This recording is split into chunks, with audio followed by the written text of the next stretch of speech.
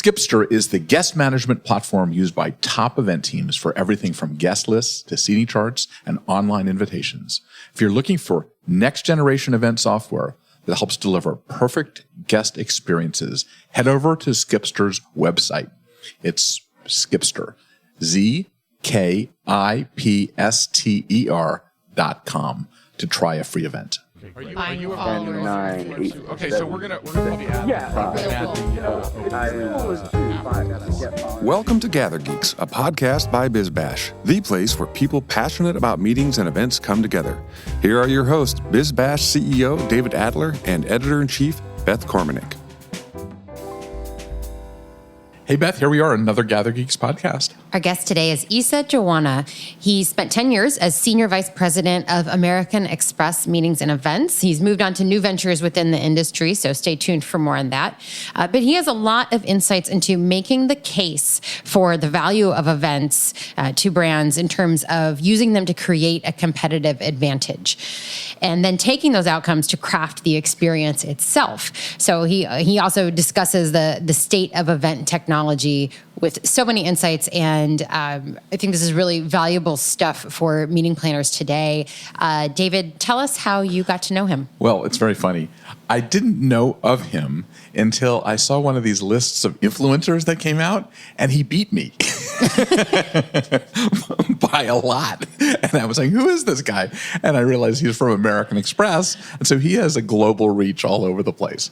So it wasn't that it was competitive, it was just kind of funny. And then I got a chance to meet him in Toronto, and we hit it off like nobody's business, and we basically talked the same language. We could have completed each other's sentences.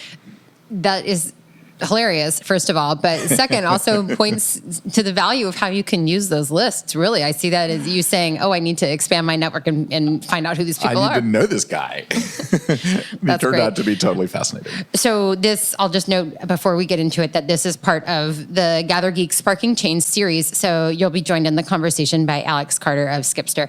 Let's listen. Issa, welcome to GatherGeeks. Thank you for joining us in this program that we're doing. How do event organizers and people that are tangentially involved spark change? And Alex is going to give us a little background on what we're doing.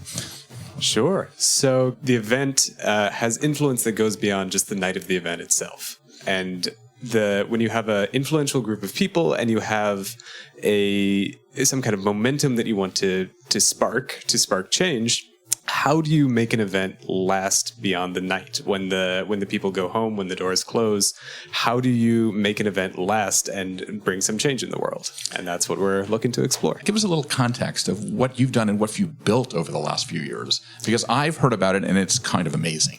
Great. Well, first of all, welcome to Toronto. We love it. And anytime there's a gathering of geeks, I'm happy to be part of it. So thank you for having me. Absolutely. I've transitioned out of American Express and my role as leader of American Express Meetings and Events. It has been a fantastic journey over the last 10 years, building what I believe to be the world's leader in meetings and events. We're with over 2,000 professionals and in 30 proprietary markets. Really focusing on providing value to our corporate clients through meetings and events, looking at meetings and events as a strategic investments that our companies make in their employees, in their clients, and in their growth. So it's been a fantastic journey, fantastic teams, great people. I will certainly miss the team and miss working with them and miss the journey. But at the same time, I'm really excited about the future and the future specifically in meetings and events and in live events. And you got the bug, so you're not going anywhere. Absolutely not. When I first started in the industry, that was about 10 years ago, I thought, you know what, this would be a 2-3 year assignment and I'd move on, but it has been absolutely not the case. I've loved the people, loved the engagement, loved the passion, and I plan to stay. What about it? I mean, you came from another industry. I would like you to explain that. And what about it? Why do we love what we do so much? I mean, it's like people are infected when they get in this business. What is it? They are. I think what it is, and I came from a consulting and an IT background, and I think what really drives and motivates meeting professionals is the outcome. They see the results, they feel the results, and it's very much about engagement with people, and the results they see are activated through people. And I think that those relationships and that value that they drive, it's very addicting. And when you're working as part of a team and as part of an organization that's driving that on a larger scale and at a larger level, I think that's the kind of rewarding work that people love to be part of. But it's changing a lot, though. I mean, I always used to say when I started this company 20 years ago, BizBash, that we were sitting at the children's table for Thanksgiving. Now, I believe we're on the strategic side. We're sitting with the C-suite. What do they see about it? What have you convinced the C-suite executives to embrace doing events and meetings, and how it changes and sparks change in their organization? I think it really comes down to value. And what we saw in 2008 and 2009 during the Great Recession was a real downturn in the investment in meetings and events and travel.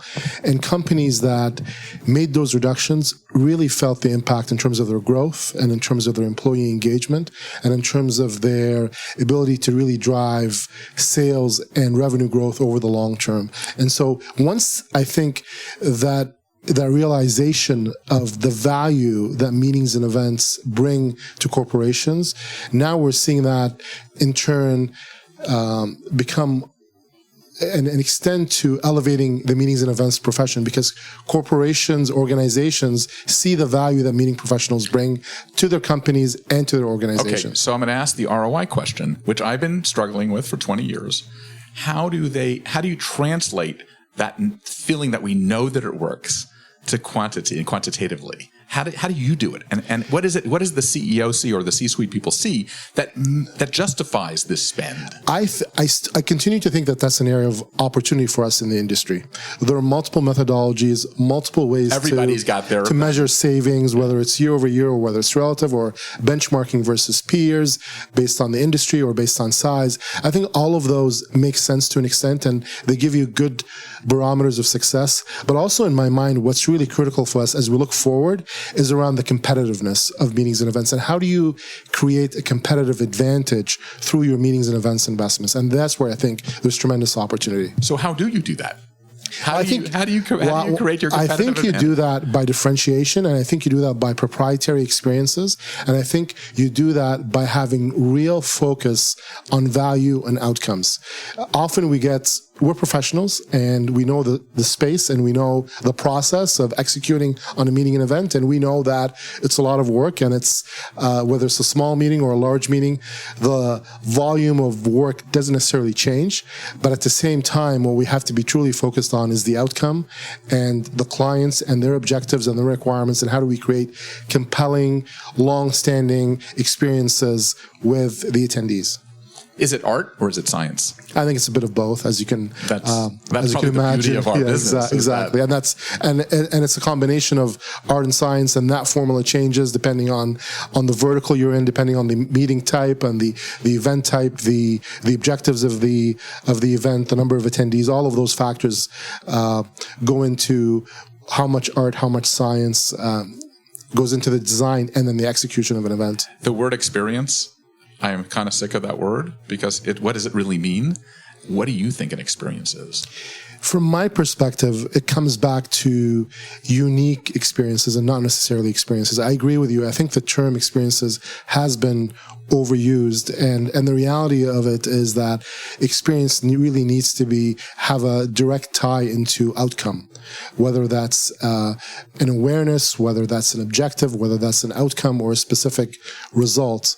It's very much about the outcomes. And from my perspective, just as we talked about, that unique element is where I think there's significant opportunity for corporations today. Whether it's a pharmaceutical who's holding an event for their professionals, or whether it's an organization looking to drive engagement with their employees, having that unique component of what's differentiated, what's proprietary to brand X, and how do we make that ours? How do we protect that, and how do we grow that? I think that's where there's significant opportunity going forward.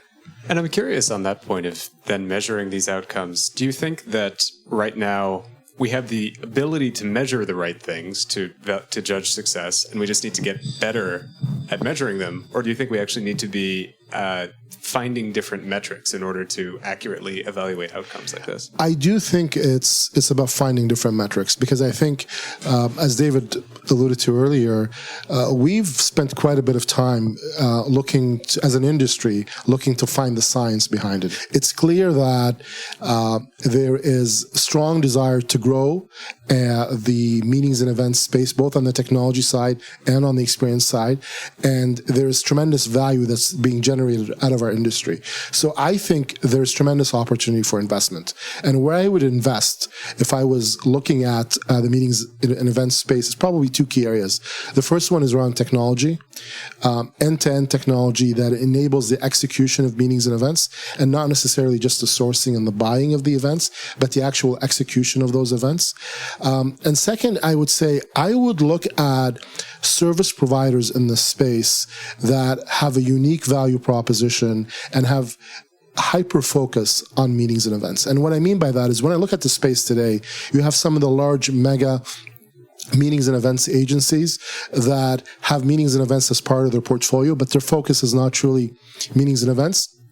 And you have literally thousands of smaller companies that are in that 10 to 40 employee range that are always looking at and struggling, frankly, with how do I grow? How do I expand? How do I create a value proposition that's broader than the ownership group or that very specific segment that I'm currently working in? So I think finding and building those mid-level meetings and events agencies and growing them to the next level, I think is a significant opportunity for investment. Do you think that it's about I'm talking about how do you individually train someone to be I call it a collaboration artist? Yeah. And is that the thing that differentiates? Does it come from the guide, the planner, or does it come from the company? I mean, where does the experience differentiator come from?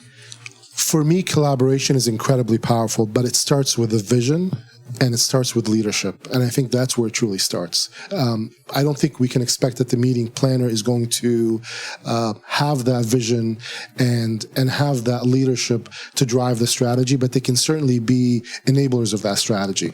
And where you have that vision and that leadership, I think that's where you see the most powerful outcomes, because the meetings and events professionals can truly understand what that vision is, and they're inspired by the leadership, and then they're able to execute. Do you see a correlation between a CEO or a C-suite person who embraces the concept of meetings and events and success? Is there when it comes from the top, you're saying that it's going to be much more successful than when it bubbles up necessarily? Absolutely. There's a 100% direct correlation between leadership and vision and the success of meetings and events, and looking at meetings and events as a true investment versus a commodity or a category where you're looking at savings and driving reductions in expense. Right. I believe that our world, for me personally, for BizBash, is that educating the C-suite, the CEO, like the Mark Benioffs of the world, are examples of people that have embraced events.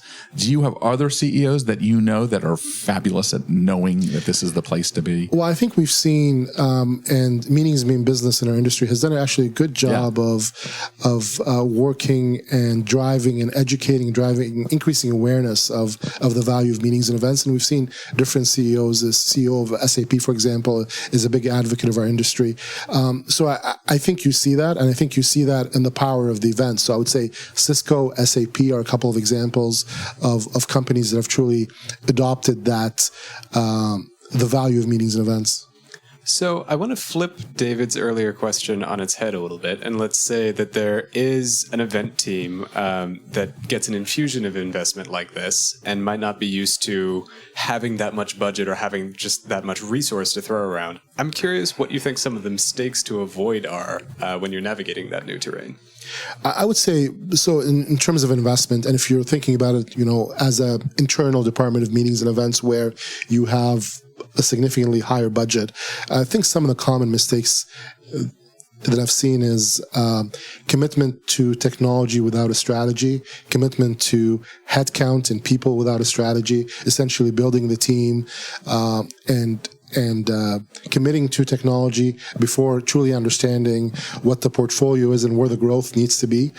Typically, when you see an expansion in budget, it's an expansion that's directly correlated to new products, international expansion, and I think when you see that, it's critically important that there's alignment between the vision that we talked about earlier and the strategy and the mix that you have from a talent perspective in the meetings and events team, and equally at the same time, truly having flexibility around technology and how you deploy that technology.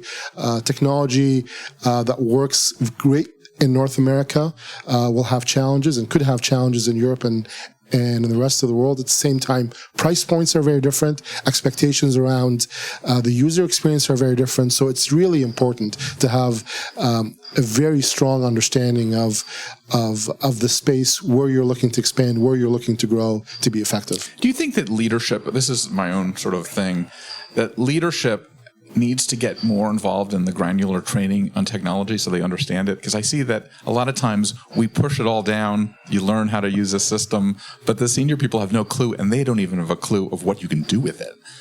Is it an issue, or you don't think that? How do you as a leader understand the technology that you're buying so that the lower level people can even understand it even more? Yeah. So from my perspective, when you look at it from a leadership perspective, I think there's a distinction between what I would call the mid-office systems and technology and the front-facing, client-facing technology. And I think it's critically important for leaders to be very engaged and very aware of what their client experience is and how that experience translates to the internal community from an employee perspective. And that's one interesting, I would say, area of focus of mine as well, is around communities and how you look at communities around driving adoption. Because one of the major challenges that we see with technology is poor adoption.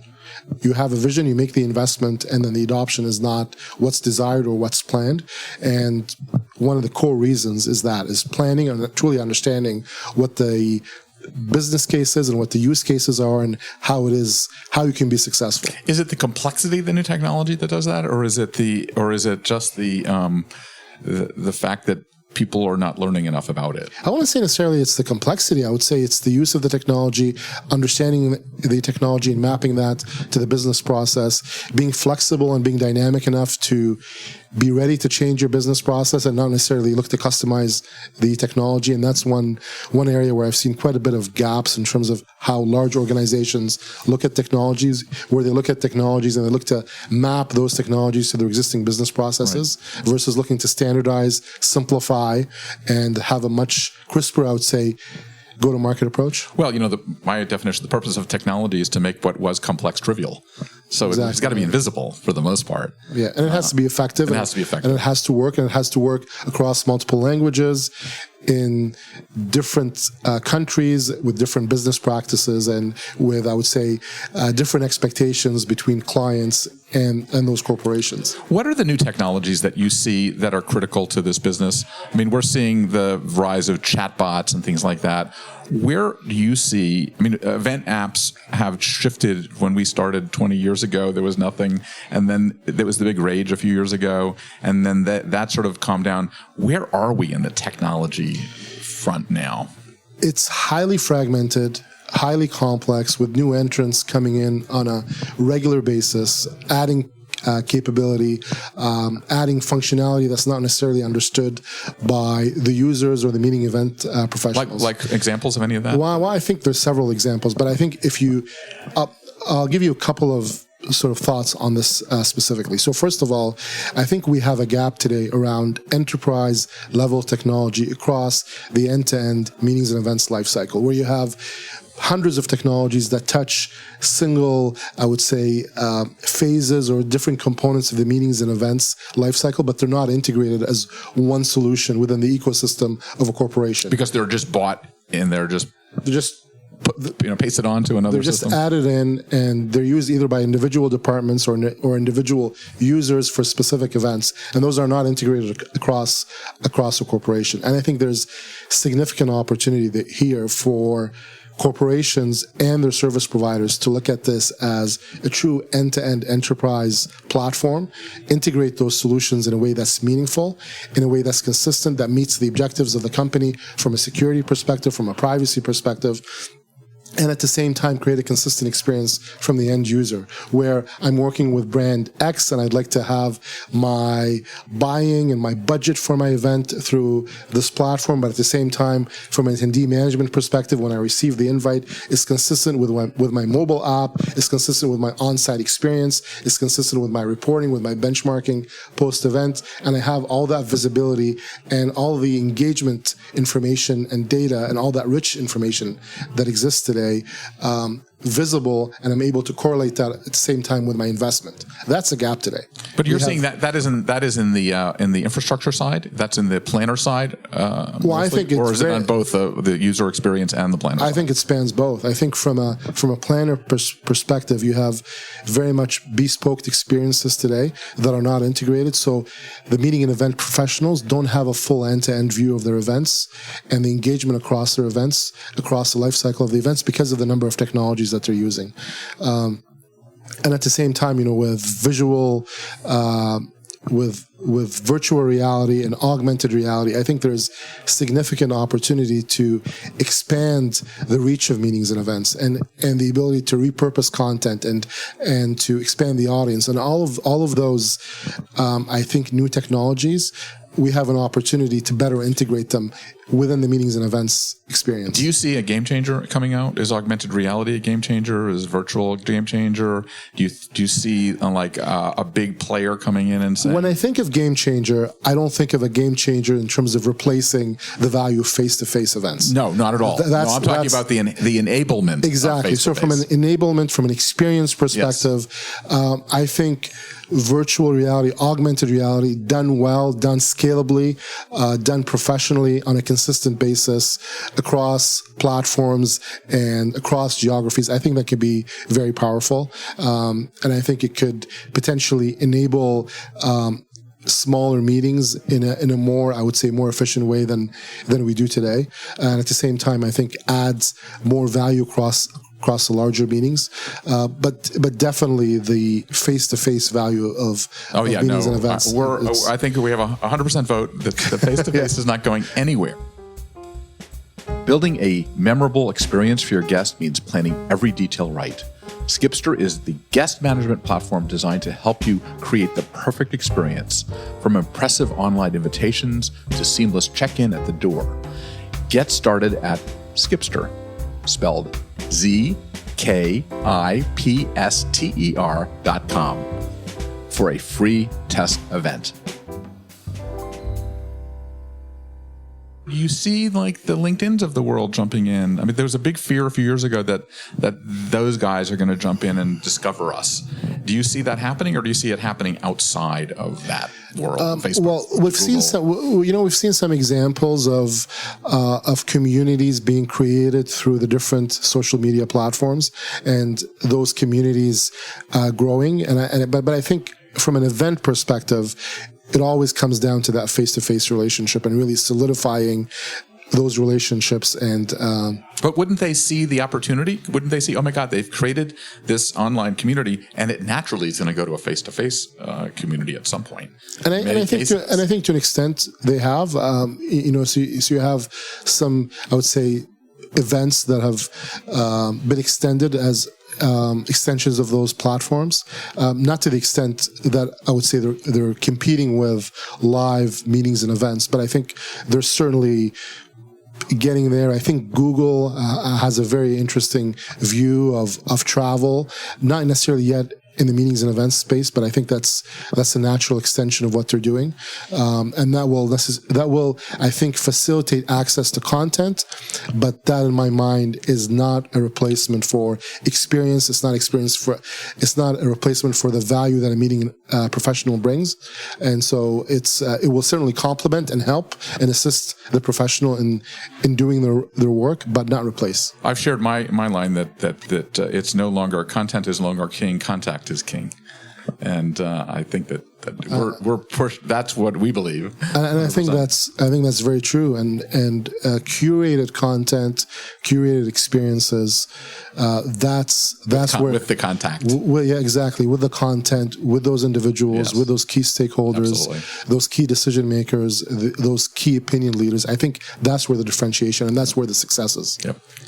So I wanted to take it back to something else that you mentioned earlier too, which is the other kind of key factor here, which is the talent and the team that is actually leveraging this technology and is actually making this happen in a very real way.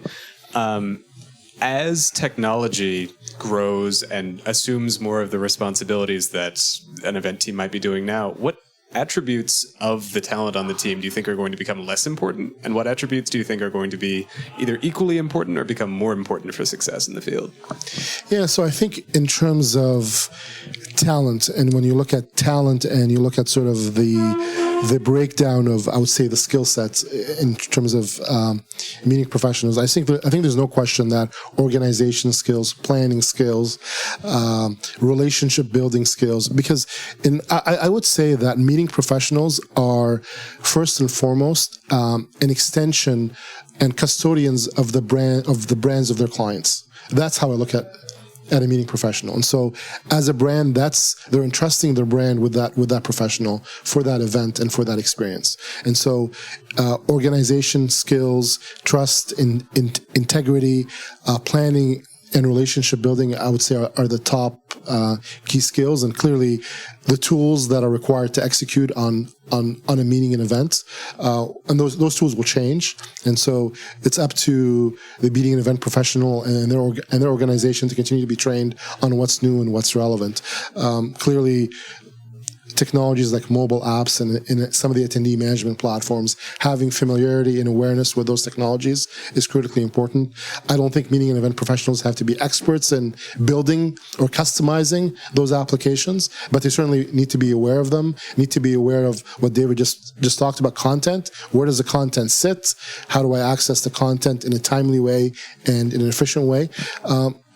So clearly, I think the infrastructure around a meeting and event professional is always changing. But I think those core, I would say core values, core skills, very much stay consistent in my mind. Do you think that, and this is a leading question, so I apologize, that the data scientist is going to become more important than ever in actually understanding the analytics of what's going on? Because we have so much analytics coming in, but most people don't even know how to analyze it and figure out what it is. We do. So we have, I would say we have a lot of information coming in the meetings and events space. From my experience, a large segment of that information is either outdated or it's incorrect or it's partial information. And so I think what's truly important for us is to have accurate information coming in. And that happens through discipline and that happens through professionalism. And I think that's one area where meeting and event professionals really need to take pride in the quality of the information that's coming in, whether it's coming in from different platforms or it's coming in from the information that they're entering in or the information that, as you know, the meetings and events is very much a living organism that changes. So the information around event is constantly changing. So I think that input needs to be there. When that input is correct, then I think data scientists and people who are looking at that information can really use that information to make powerful and impactful decisions. I would say today we're probably 50% of the way there. It's kind of a dead end in many cases. You get all the things that people don't necessarily change because they don't know how to take the data and change the way what they're doing in many cases. Or there are question marks about the data, or there are gaps. Because it's not accurate. Exactly. They don't trust it. Exactly. Or there are some gaps that, I think there are areas where there's good information out there. And I think the companies in our space, in the live event space that have truly understood and have accurate information have been more successful than others in terms of understanding why they're successful and how they can continue to expand and accelerate the growth. What is the number one way that you learn? Is it through the bracelet technologies and things like that you can see where people are going and sort of give a better sense of what's going on? I mean, where does the best data come from? If you were going to invest in technology, how do you get the accurate information? Yeah, so I think it comes down to a few elements. So the first element is really around the infrastructure that is built around the meeting and event to track the actual event spend, the attendees, the life cycle of an event, I would say from a financial reporting perspective. And then you have the engagement information, and that starts very much in the pre-event as you're creating those invitations and deciding who's going to attend and leveraging your CRM systems to really understand who should be at this event. And so I think with that first engagement with the attendee, and then their engagement with the content, their engagement with who's speaking, who's attending, their engagement with their fellow attendees, measuring the engagement on sites at the same time, and then post-event, I think you need to bring that all together to really have I would say, comprehensive picture. I don't think it's, clearly at the event is where you'll have the most comprehensive level of engagement, but that's not necessarily a sign of success or a sign of long-term engagement or long-term awareness. So I think really having that end-to-end view is where you will have the clearest picture. From an attendee perspective, the idea of traveling to foreign lands and having destination events, is that more effective than an event in your own city, or does it matter? I mean, you American Express started out as a travel deal, and now people are doing events all over the place. From an attendee perspective, what delights the brain, the mind, for the experience that you see based on your experience, 10 years with American Express? Like, what makes it cool to go to an event? Well, I think there's several factors, but I think the point that you mentioned about the destination is always key. And that drives attendance, that drives engagement. And so there's no question that the destination is a key element of it. The purpose and the objective of the meeting, clearly, so the content is always king when it comes to attracting attendees. Clearly, there is always a value equation in terms of time invested for the attendee versus the content and what they will gain from attending. And I think the third element would be who's also attending that meeting. So the audience and the attendees who are attending that event, it does attract. But there's no question about it that experience, destination, that wow factor continues to attract attendees. And it's, in my mind, it's a positive thing. Meetings and events, travel, it's about connecting, it's about enjoying each other's company, it's about learning, it's about growing as not only as employees or as clients, but as people. And so that personal element to me is incredibly important. How about the idea, like a lot of people are talking about when you go to a Davos or you go to one of these big events, it's the big piece that attracts you, but it's the small, intimate settings that are really the most effective. The sort of the quiet sessions and things like that. So a meeting is really 20 meetings. Right, exactly. And how do you sort of like make everyone feel like they're a VIP doing so many different meetings and personalization? I guess the question is, how important is personalization? It's incredibly important. And we know that, and we see that in most large events where you have a one-on-one component or a small group component, because the impact that those small groups can make on individuals is significant. The relationships that people can build in small groups or in one-on-one situations is incredibly valuable, and it's valuable for both sort of the giver and the taker in terms of content and sharing. So absolutely, I think there's a need for that, and there's room for that in live events. The big name speaker is important to get you there. But then if you're not connected to these individual people, you don't have no conversations and no one talks to each other. Well, exactly. Then you're not a collaboration artist. You're not practicing that. Then you don't feel like you're part of it. I mean, you don't feel like you're part of it. Things. Exactly. And it's those relationships that you build, you create, that you foster in those smaller environments that I think are incredibly valuable. Let me go into generational differences. Over 10 years, we're now in multi-generational events now.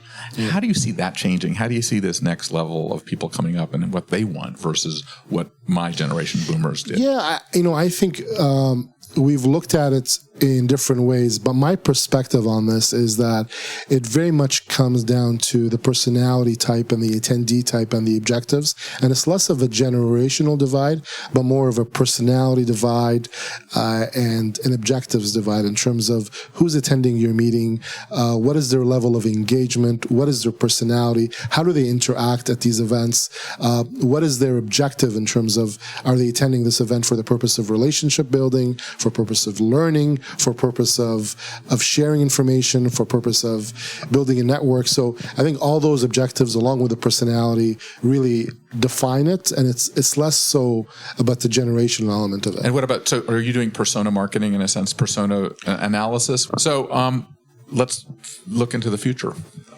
You've done American Express. You have a new chapter now.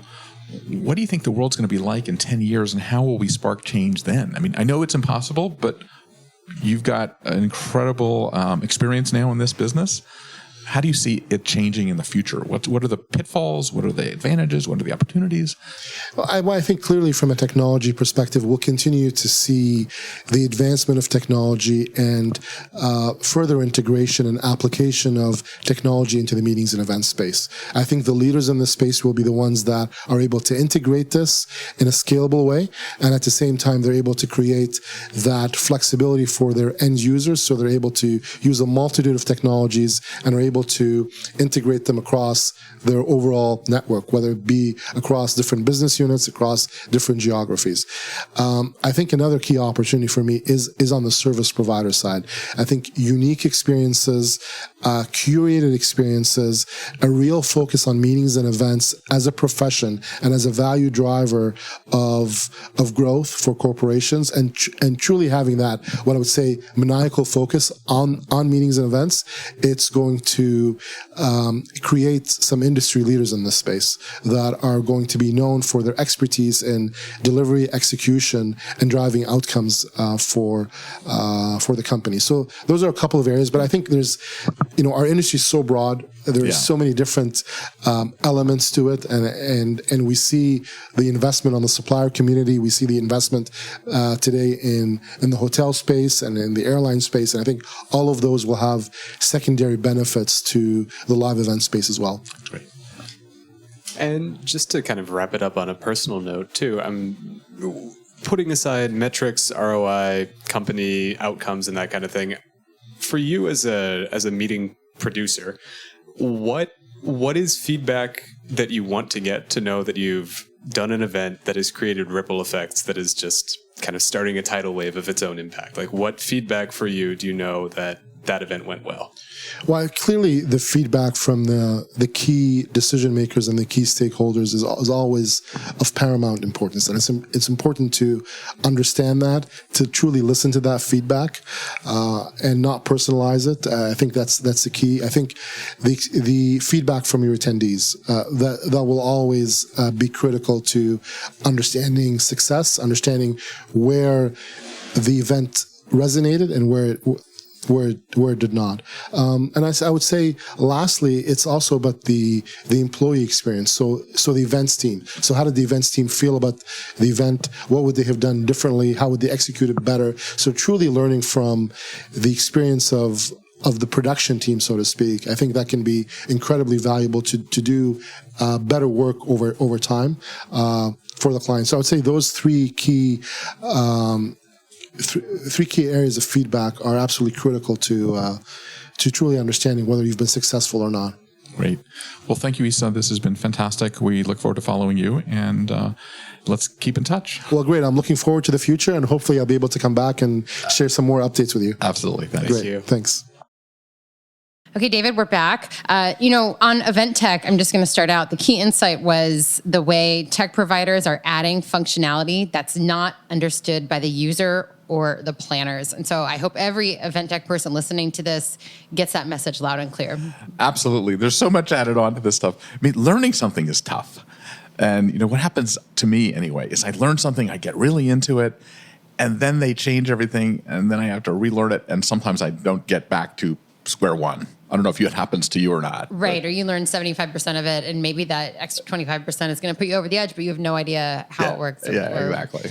or whatnot. So, one of the companies that Issa mentioned as an example of a company with leadership that understands the value of meetings and events was SAP. And this is my side note that BizBash covered their signature event, Sapphire Now, recently. So if anyone wants to read more about that event, it's at bizbash.com. But going back to that main point for meeting professionals, it's do your events offer differentiation and proprietary experiences? And then how are you using that to create a competitive advantage through your programming? That's just a key question and sets you up for success in terms of what your meetings should look like. Yep. So Beth, what's going on at BizBash? We are in the final weeks, days, hours until BizBash Live, Los Angeles on July 24th and DC on July 31st. We work hard to create differentiation and proprietary experiences there. And I think we are so excited to have these events coming up and to be able to meet so many of you in person and have you meet each other. So if you haven't registered already, if you plan to be on the West Coast or in DC, do so. And you can sign up and find more information at bizbashlive.com. Yep, we're actually doing what we preach, having a live experience. So before we end, we'd like to thank all the people involved. Of course, Claire Hoffman, who handles all of the editorial duties, Rebecca Pappas, who distributes this for us and gets it to all the big channels, and of course, Dave Nelson, our producer. So until next time, what do we say, Beth? Gather on. Gather on. Thanks for listening to today's episode. If you like what you're hearing, be sure to subscribe to the podcast on iTunes or your favorite podcast app. We can be found on iTunes, Stitcher, SoundCloud, Player FM, Google Play, and Pocket Cast. Be sure to leave us a rating and review. It helps others discover the GatherGeeks podcast. We'd also love to hear from you. You can leave feedback on Twitter at GatherGeeks or leave us an email, gathergeeks@bizbash.com. We hope you'll join us again for the next episode of GatherGeeks. Until then, gather on.